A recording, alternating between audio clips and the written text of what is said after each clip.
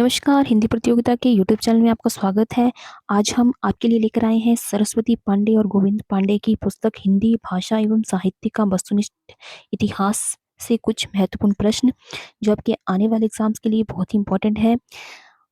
तो वीडियो को ध्यान से देखें और एंड तक बने रहें ताकि कोई भी प्रश्न आपसे मिस ना हो। तो शुरू करते हैं। पहला प्रश्न है, छायावादी प्रवृत्ति की रचना सबसे पहले दिखाई पड़ी थी। तो वादी प्रवृत्ति की जो रचना है वो सबसे पहले मुकुटधर पांडे की रचनाओं में दिखाई पड़ी थी। तो ऑप्शन नंबर ए इसका सही आंसर है। अगला प्रश्न है, अपेक्षा पत्रिका के संपादक हैं तेज सिंह। ऑप्शन नंबर ए इसका सही आंसर है। अगला प्रश्न है, कल्पना पत्रिका के संपादक कौन थे? तो कल्पना पत्रिका के संपादक थे Dharmvir Bharati. Option number D इसका सही आंसर है। अगला प्रश्न है, कल्पना पत्रिका के संपादक सॉरी छायापथ किस विधा की रचना है? तो छायावत जो है एक गद्य काव्य है। ऑप्शन नंबर सी इसका सही आंसर है। अगला प्रश्न है, भक्तन को कहाँ सीकरी सो काम, ये किस कवि की उक्ति है? तो ये कुंभन दास की उक्ति है। ऑप्शन नंबर सी इसका सही आंसर है।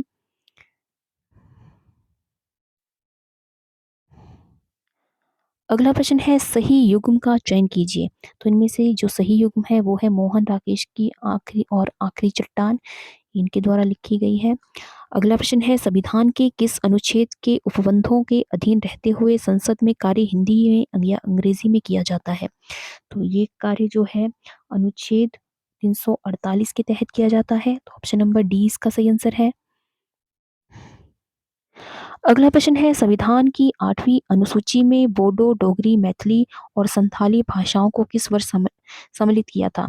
तो ये सभी भाषाएं जो है 2003 में सम्मिलित हुई थी। ऑप्शन नंबर सी इसका सही आंसर है। कुटज निबंध के लेखक हैं, तो कुटज निबंध के लेखक हैं Hazari Prasad Dwivedi ji. Option number D इसका सही आंसर है। अगला प्रश्न है, परिशिष्ट उपन्यास किस विषय पर केंद्रित है? तो परिशिष्ट उपन्यास जो है वो राजनीति पर केंद्रित है। ऑप्शन नंबर डी इसका सही आंसर है। अगला प्रश्न है, वाक पत्रिका के वर्तमान संपादक कौन है? तो वाक पत्रिका के वर्तमान संपादक हैं सुधीर पचौरी जी। ऑप्शन नंबर सी इसका सही आंसर है। अगला प्रश्न है, पाली पद की बहुमान्य व्युत्पत्ति है। तो पाली पद की बहुमान्य व्युत्पत्ति है पर्याय, पालियाय, पालियाली और पाली। ऑप्शन नंबर सी इसका सही आंसर है। पाली भाषा के सर्वप्रधान व्याकरण है। तो पाली भाषा के जो सर्वप्रधान व्याकरण है वो है कच्च्या कच्चायन कच्चायन। ऑप्शन नंबर ए इसका सही आंसर है। अगला प्रश्न है, रचना की दृष्टि से क्रिया के भेद हैं। तो क्रिया के भेद होते हैं दो। अगला प्रश्न है, य र ल व व्यंजनों को कहते हैं अंतस्थ व्यंजन। सदियों का संताप किस कवि की कृति है? तो सदियों का संताप जो है वो ओम प्रकाश वाल्मीकि की रचना है। ऑप्शन नंबर सी इसका सही आंसर है। मनु भंडारी ने अपनी किस कृति का स्वयं नाट्य रूपांतरण किया है? तो मनु भंडारी ने महाभोज का नाट्य रूपांतरण जो है वो किया है, स्वयं किया है। तो ऑप्शन नंबर डी इसका सही आंसर है। अगला प्रश्न है, देवरचित अष्टयाम ग्रंथ की विषय वस्तु है नायक नायिका के विविध विलासों का वर्णन। ऑप्शन नंबर डी इसका सही आंसर है। अगला प्रश्न है, भारत सरकार के शिक्षा मंत्रालय के अधीन वैज्ञानिक और तकनीकी शब्दावली आयोग की स्थापना किस ईस्वी में हुई थी? तो ये 1961 में हुई थी। तो ऑप्शन नंबर बी इसका सही आंसर है। अगला प्रश्न है, लाठी शब्द का अर्थ सहारा अर्थ विकास की किस प्रक्रिया के अंतर्गत होता है? तो लाठी शब्द का अर्थ सहारा अर्थ जो है वो होता है अमूर्तीकरण। ऑप्शन नंबर डी इसका सही आंसर है। डॉक्टर धीरेन्द्र वर्मा ने वैदिक ध्वनियों की संख्या मानी है। तो इन्होंने 13 स्वर 39 व्यंजन माने हैं। कुल मिलाकर 52 जो है स्वर और व्यंजन जो है इन्होंने माने हैं। अगला प्रश्न है, अकाल में सारस किस कवि का कविता संग्रह है? तो अकाल में सारस जो है केदारनाथ सिंह का कविता संग्रह है। ऑप्शन नंबर सी इसका सही आंसर है। अगला प्रश्न है हिंदी का पहला समाचार पत्र उदंत मार्तंड प्रकाशित हुआ था। तो ये प्रकाशित हुआ था सन 1826 ईस्वी में। ऑप्शन नंबर बी इसका सही आंसर है। अगला प्रश्न है आचार्य शुक्ल ने एडविन आर्नल्ड के आख्यान काव्य लाइट ऑफ एशिया का बुद्ध चरित नाम से किस भाषा में अनुवाद किया था। तो इन्होंने ब्रिज भाषा में इसका अनुवाद किया था। तो ऑप्शन नंबर सी इसका सही आंसर है। हंस पत्रिका का प्रकाशन कहाँ से हुआ। तो हंस पत्रिका का प्रकाशन जो है वो बनारस से हुआ था। ऑप्शन नंबर बी इसका सही आंसर है। अगला प्रश्न है पद्मावत में कुल सर्गों की संख्या है। तो पद्मावत में कुल 57 सर्ग हैं। ऑप्शन नंबर ए इसका सही आंसर है। अगला प्रश्न है ब्रिजभाषा हेतु ब्रिजवास हीना अनुमानो ऐसे ऐसे काबिन की बानु हूँ सो जानिए यह किस कवि की उक्ति है। तो ये भिखारी दास की उक्ति है। ऑप्शन नंबर बी इसका सही आंसर है। अगला प्रश्न है बोलगा से गंगा विधा की दृष्टि से है एक कथा। आचार्य शुक्ल ने किस रचना को ध्वनि काव्य माना है। तो आचार्य शुक्ल ने ध्वनि काव्य माना है सूरकृत भ्रमर गीत को। ऑप्शन नंबर ए इसका सही आंसर है। अगला प्रश्न है झोपड़ी से राजभवन तक के लेखक कौन है। तो झोपड़ी से लेकर राजभवन के लेखक हैं Mata Prasad. Option number B इसका सही आंसर है। अगला प्रश्न है राजभाषा नियम 1976 में कुल कितने नियम हैं। तो इसमें कुल 12 नियम हैं। ऑप्शन नंबर बी इसका सी इसका सही आंसर है। अगला प्रश्न है उच्चतम न्यायालय उच्च न्यायालयों में अधिनियमों विधेयकों आदि के लिए प्रयोग की जाने वाली भाषा का उल्लेख संविधान के किस अनुच्छेद में होता है। तो ये अनुच्छेद 348 के तहत होता है। तो ऑप्शन नंबर डी इसका सही आंसर है। अगला प्रश्न है हिंदी की वैज्ञानिक एवं तकनीकी शब्दावली के निर्माण हेतु संस्कृत शब्दों को प्राथमिकता देते हुए उपयोगी शब्द ग्रहण किए जाते हैं। तो सभी मान्यता प्राप्त भारतीय भाषाओं से जो है ये शब्द ग्रहण किए जाते हैं। अगला प्रश्न है मानक हिंदी व्याकरण में कारक वह व्याकरण कोटि है जो संज्ञा अथवा सर्वनाम पद का क्रियापद से संबंध व्यक्त करते हैं। तो ऑप्शन नंबर डी इसका सही आंसर है। अगला प्रश्न है साक्षात रसमूर्ति किस कवि को कहा जाता है। तो साक्षात रसमूर्ति जो है वो घनानंद को कहा जाता है। ऑप्शन नंबर सी इसका सही आंसर है। अगला प्रश्न है राघव चेतन का संबंध है पद्मावत से। ऑप्शन नंबर डी इसका सही आंसर है। अगला प्रश्न है कामायनी के आनंदवाद का दार्शनिक आधार है। तो कामायनी के आनंदवाद का जो दार्शनिक आधार है वो है शैवागम। ऑप्शन नंबर बी इसका सही आंसर है।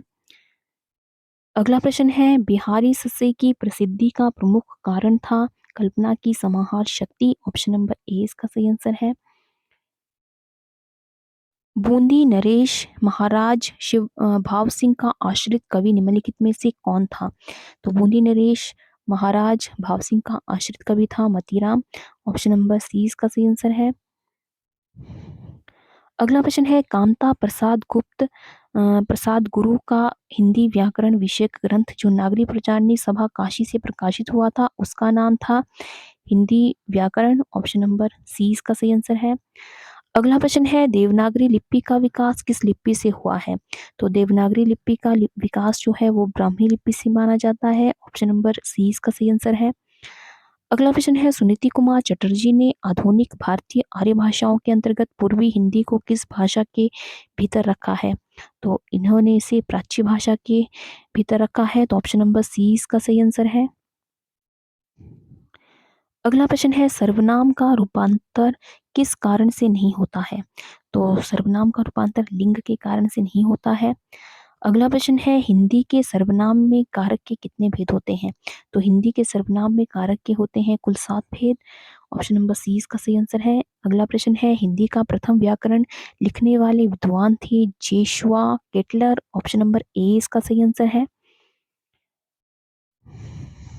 अगला प्रश्न है हिंदी के प्रथम समाचार पत्र का स्वरूप कैसा था। तो हिंदी के प्रथम समाचार पत्र जो है एक साप्ताहिक पत्र था। ऑप्शन नंबर डी इसका सही आंसर है। निम्नलिखित शब्द युग्मों में कौन सा असंगत है। जो असंगत है वो है कारतूस अंग्रेजी शब्द नहीं है ये। तो ऑप्शन नंबर डी इसका सही आंसर है।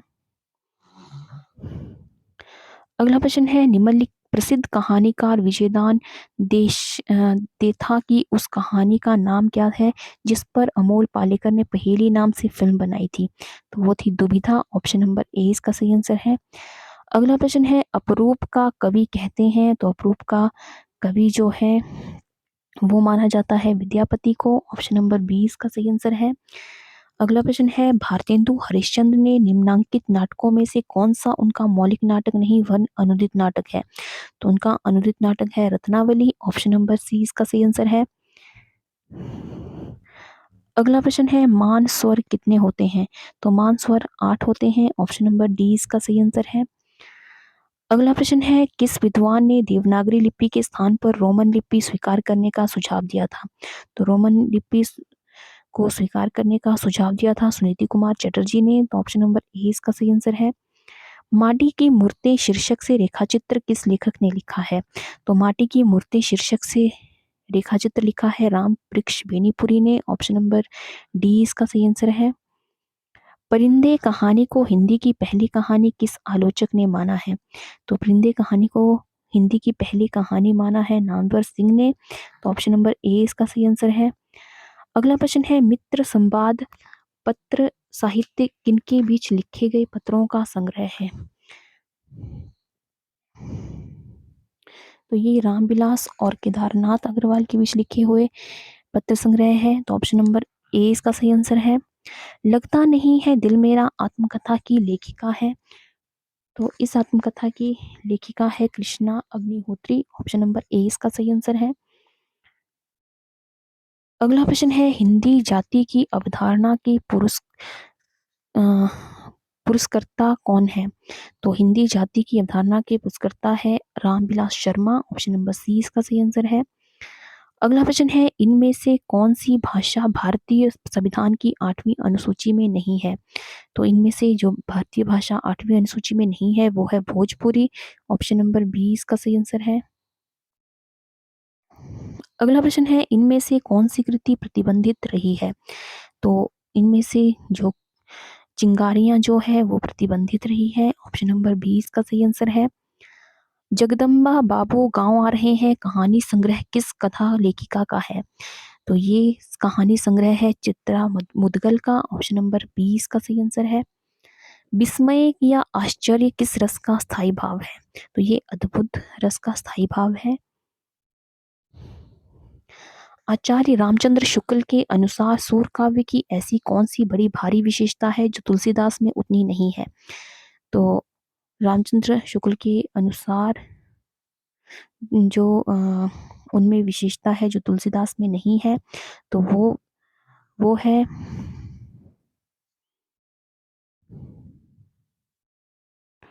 नवीन प्रसंगों की उद्भावना। ऑप्शन नंबर सी इसका सही आंसर है। अगला प्रश्न है भाषा वह साधन है जिसके द्वारा मनुष्य अपने विचारों दूसरों पर भली भांति प्रकट कर सकते हैं और दूसरों के विचारों को स्पष्टता समझ सकता है। यह परिभाषा किसकी है? तो ये परिभाषा है कामता प्रसाद गुरु की। ऑप्शन नंबर ए इसका सही आंसर है। अगला प्रश्न है लोकनायक वही हो सकता है जो समन्वय करने का अपार धैर्य लेकर आया है। उनका सारा काव्य समन्वय की विराट चेष्टा है। इन पंक्तियों के लेखक हैं। तो इन पंक्तियों के जो लेखक हैं वो है Hazari Prasad Dwivedi ji. Option number B इसका सही आंसर है।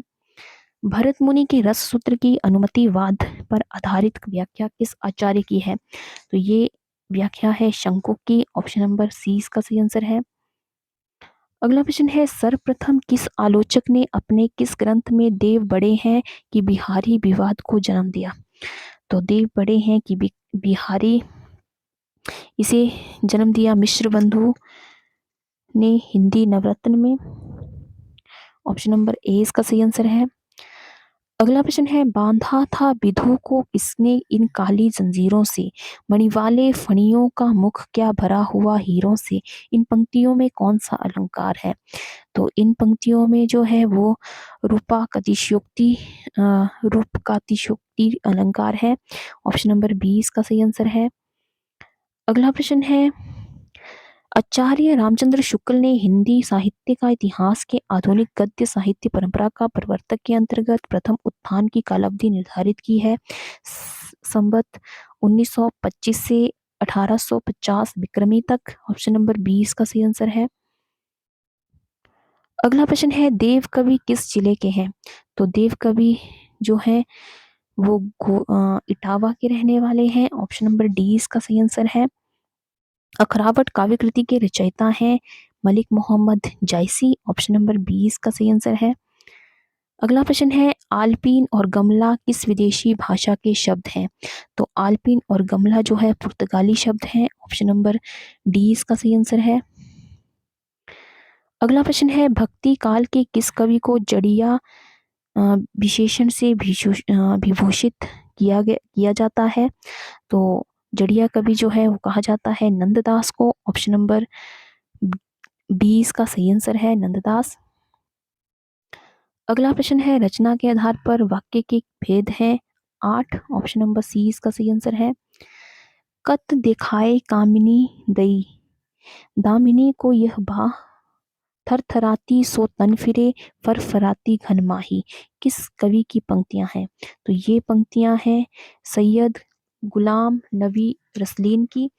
ऑप्शन नंबर सी इसका सही आंसर है। अगला प्रश्न है, हिंदी के मध्यकाल का भक्ति आंदोलन भारतीय चिंतन धारा का स्वाभाविक विकास है, ये मान्यता किसकी है? तो ये मान्यता है आचार्य हजारी प्रसाद द्विवेदी की। ऑप्शन नंबर 20 का सही आंसर है।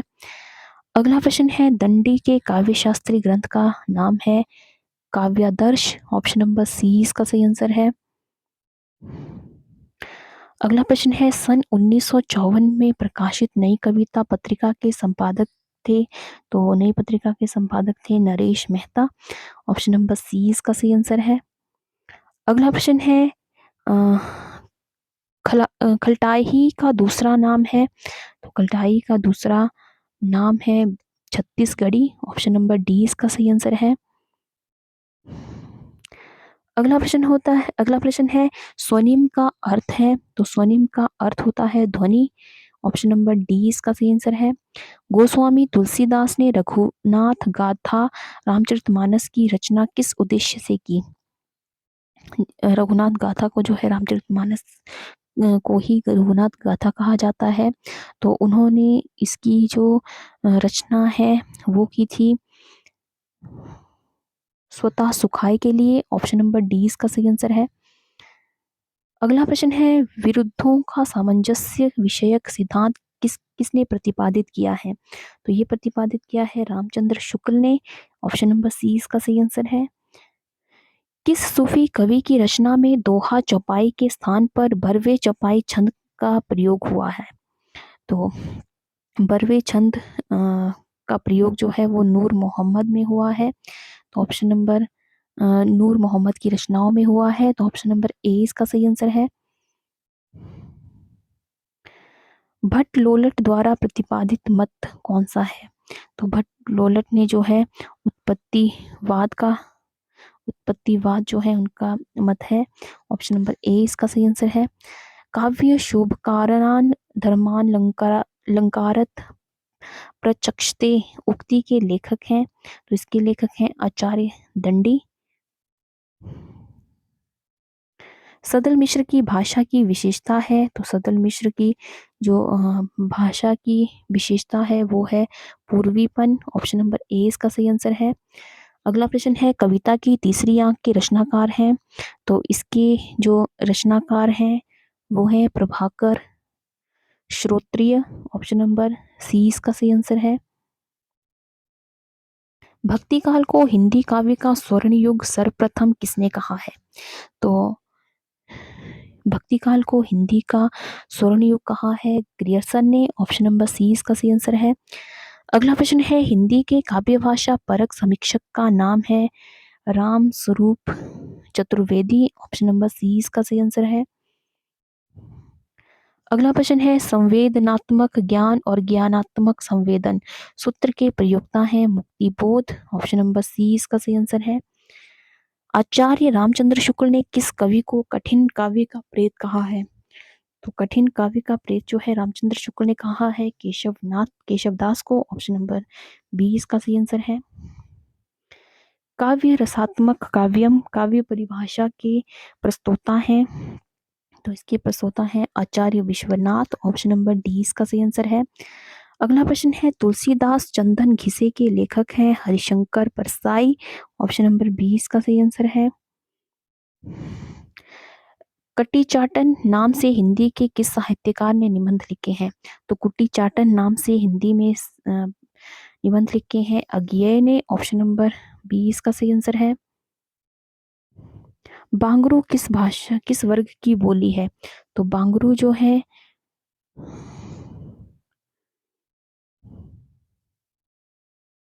पश्चिमी हिंदी की उप की बोली है, तो ऑप्शन नंबर ए इसका सही आंसर है। अगला प्रश्न है उदयभान चरित के लेखक हैं, तो उदयभान चरित के जो लेखक हैं वो है इंशाअल्लाह खान। ऑप्शन नंबर डी इसका सही आंसर है। अमन का राग के लेखक हैं, तो अमन का राग के जो लेखक हैं वो है Shamsher Bahadur Singh. Option number C इसका सही आंसर है। काल क्रमानुसार इन रचनाओं का सही क्रम इंगित कीजिए। काल क्रमानुसार जो सही क्रम है वो है पहले मृगावती, पद्मावती, मधुमालती और चित्रावली। तो ये इनका सही क्रम है, तो ऑप्शन नंबर डी इसका सही आंसर है। अगला प्रश्न है प्रकाशन के अनुसार निम्नलिखित आत्मकथाओं का सही अनुक्रम बताइए। तो प्रकाशन वर्ष के अनुसार जिनका जो सही क्रम है वो है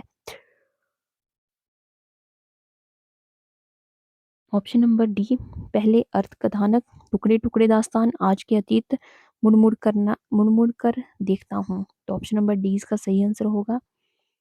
प्रकाशन वर्ष के अनुसार निम्नलिखित काव्यों का सही अनुक्रम बताइए। तो प्रकाशन वर्ष के अनुसार सही अनुक्रम है Priya Pravah, Saket, Kamayani, Urvashi. Option number B इसका सही आंसर है। स्पर्श व्यंजनों को उच्चारण स्थान के आधार पर कितने भागों में बांटा गया है? तो स्पर्श व्यंजनों को उच्चारण के स्थान पर बांटा गया है 5 भागों में। ऑप्शन नंबर डी इसका सही आंसर है। अगला प्रश्न है राम नरेश त्रिपाठी ने हिंदी, उर्दू, बांग्ला और संस्कृत की लोकप्रिय कविताओं का संकलन कितने भागों में किया है? तो इन्होंने इनका संकलन जो किया है कुल 8 भागों में किया है, तो ऑप्शन नंबर डी इसका सही आंसर है। तो ये थे आज के हिंदी भाषा एवं साहित्य के वस्तुनिष्ठ इतिहास पुस्तक के बहुत ही महत्वपूर्ण प्रश्न। तो आई होप आपको ये वीडियो पसंद आया हो, तो वीडियो को लाइक करें और ज़्यादा से ज़्यादा शेयर करें। और अगर आपने चैनल को सब्सक्राइब नहीं किया है तो चैनल को सब्सक्राइब करना बिल्कुल ना भूलें। तो आज की वीडियो में बस इतना ही, मिलते हैं एक नई वीडियो में कुछ नए प्रश्नों के साथ। तब तक के लिए जय हिंद, जय भारत।